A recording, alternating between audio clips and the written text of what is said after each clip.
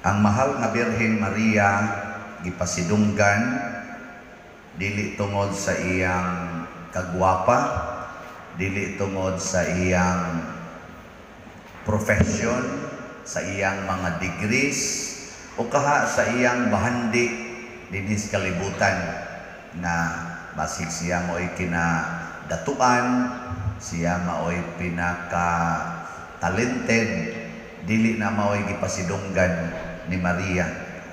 Ang pasidungog kaniya tungod kay sa may pinakataas jud kayo niyang dungog. Ibaw mo, dili sa iyang kadato, dili sa iyang mga achievements, mga degrees, dili sa iyang authority dinhis kalibutan, dili sa iyang naong. Kung sa may pinakadako gyud kay niyang gibasihan sa iyang dungog nga nahimo siyang rayna sa langit ug sa yuta. Kung sa may gibasihan tungod sa iyang pagkainahan sa Dios. Nahimo siyang inahan sa Dios. Stang nindota na inahan sa Dios. Kamo, mga babae dinhi, gusto mong mahimong inahan sa Dios? Gusto. Sure? Sure na sure. Inyo yung i-maintain ang inyong pagka-birhen, ang pagka-virgin. Ganahan mo maintain sa inyong pagka-virgin. Tutok mo muna ako. So, mauna siya, ang kaputli, mao'y number 1 requirement. Ang number 1 requirement ba, ang pagka-birhen, mao bitaw, Birhen Maria, Virgin Mary. Kaya ang Ginoo gud di man na siya musod sa lawas or taguangkan or sabakan sa usa ka tawo nga hugaw. Kaya ang Ginoo putli man, ang Ginoo limpyo man. Mo nang di siya musod basta hugaw. Ya ka mo, limpyo mo.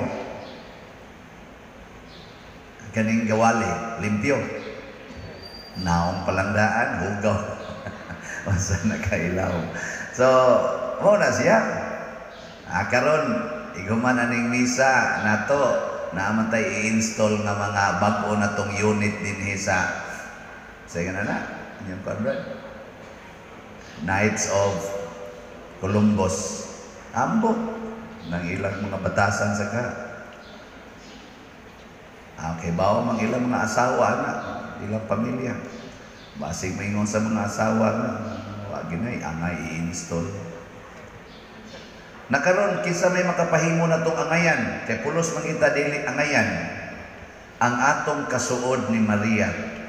Kung makigsuod ta ni Maria, karabang mahimot ang suod niya, si Maria maoy mulimpyo nato, patakdan ta niya sa iyang kalimpyo. Nya kung sa may naa ni Maria, gikunsaran siya sa Espiritu Santo. Napuno siya sa Espiritu Santo. Mabitang na mabdo siya. Ang gahong man to sa Espiritu Santo. O sahi kung tawgo na nato si Maria, esposa sa Espiritu Santo. Asawa sa Espiritu Santo.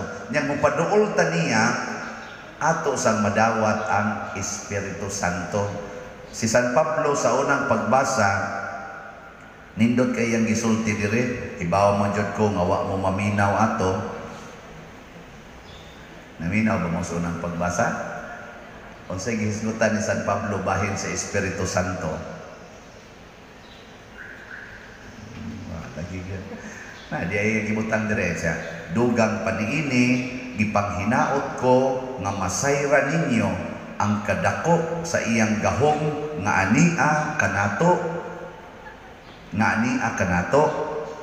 nga mao ang gigamit niya pagbanhaw kang Kristo, pagpalingkod kaniya sa iyang tuod didto sa langit. Tingnan gana ang gahom kuno, ang Espiritu nga maoy nakapabanhaw ni Kristo ug nakapalingkod niya didto sa tuos amahan, maora sa dena ang gihatag ng hinato. Nya daghan kuno nato wa masayod ana ingon San Pablo. Kamo nahibaw ba mo nga naa ninyo ang katong espiritu nga nakapabanhaw ni Kristo? Nasayod mo ana? Oy, ug nasayod lang ka, di na jud ka mahadlok anang mga COVID, di na ka mahadlok anang kasakit, di na ka mahadlok anang kalisod, kanang kapakyasan, kanang libakon ka, kanang awayon ka, kanang matiguang ka, kanang mabati imong naong, kanang muputi imong buhok, di na ka mahadlok ana. Wa na kay kabalaka kay nga naman. Grabe kay nang gahuma eh. Super. Come on. Anong na nagduka naman na inyong mga naong diha? Tungod kay tungod kay wa mo magsigig activate sa Espiritu Santo. Nya sa man pag-active sa Espiritu Santo sa atong gisaulog karon kanig yung pag-ampo sa santos nga rosaryo ug pagpuyo sa mga misteryo niini. Mag-ampo ta sa santos nga rosaryo nya puy-an nato. Sampulan lang ta mo ha. Inig pangadji nako anang rosaryo, example lang niha. Inig ingon ako nga unang misteryo sa kalipay mao ang pagpanamkon sa mahal nga birhen sa lalang sa pagpanamkon sa mahal nga birhen sa lalang sa Espiritu Santo. Unsa may akong ma-imagine ana? Ako na yung imaginon nga mahimo sad kong inahan. Nya mahinumdom dayon ko nga niingon si Kristo, kinsa may akong inahan kung dili kadtong naminaw ug nagtuman sa akong mga kasuguan. Mautoy akong inahan ug akong igsuon. Nya samtang magrosaryo ko nang maghimaya ka Maria, mahinumduman ako ang ako mga pagsupak-supak sa pulong sa Ginoo. Kana bang di ko ganahan maminaw sa pulong sa Ginoo, mas ganahan kong maminaw sa mga pulong nga naa diha sa YouTube, naa sa Facebook. Kana bang mananaw lang ko ng mga salida, magbuntagay, pero pulong guys Ginoo diha sa Biblia, unsa na ka nang laay? Diba? Kamo, sige ba mong basag Biblia, pulong sa Ginoo? Wano. Pero Facebook, cellphone, sige yun. Nya, inigpangadsi na to ana, hangyo din tang Maria, mahal nga birhen, tagai taong kong gugma para sa pulong sa Ginoo, para mahimo sa kong inahan, o mo na'y first mystery petition. Mahumana ni mo tanan misteryo hangtod sa ikalima. Sa itong ikalima? Ikalimang misteryo sa kalipay mao ang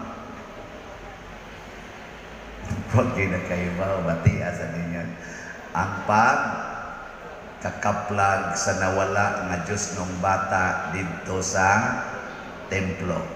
Ma-imagine dayon ako nga si Maria tulo ka adlaw nangita sa Ginoo. Nako, mahal nga birhen, nangita yung kas imong anak, nangita kas Ginoo, pero ako nangita kong kwarta, nangita ko og kanang mga tao nga mudayeg nako, nangita kog dungog, nangita kog achievements, nangita ko og stability dinhi sa kalibutan, nangita kog healing sa akong sakit kay hadlok ko mamatay, nangita kog assignment sa akong pagkapari kanang dako nga parokya nga daghang kolekta, nangita ko nga dahigon ko sa mga tao. Pero ikaw, ang imong gipangita ang Ginoo. So ikalimang misteryo akong petisyon, tabangi ko mahal nga birhen, nga mangita ta akong Ginoo.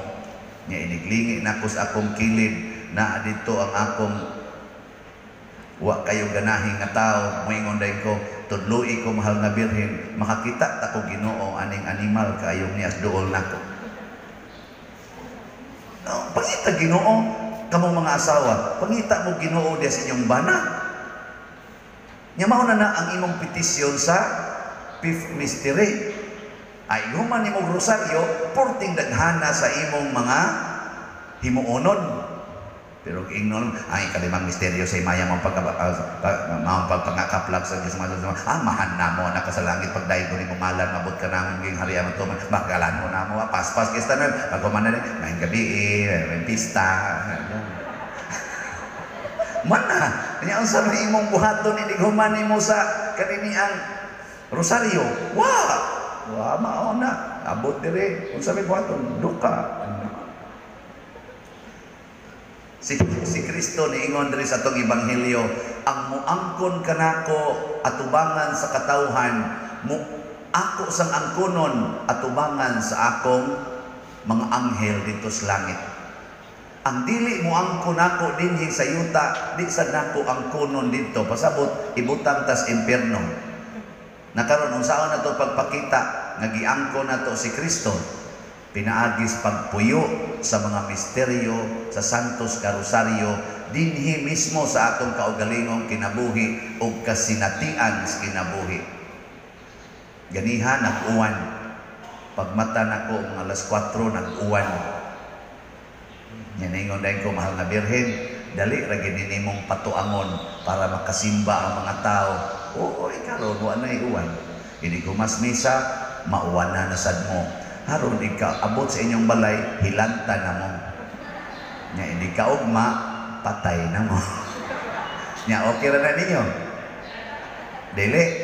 Wapa mo'y Espiritu Santo, wapa kaila, nga naaday pagkabanhaw, nga makalingkod na dita sa tuo sa Diyos. Hadlo pa kayo, lamang tantoy, uy, mamatay tayo. O nya, hindi ka banhaw na ng Espiritu nga naani mo, nga mao mo na ni banhaw ni Kristo.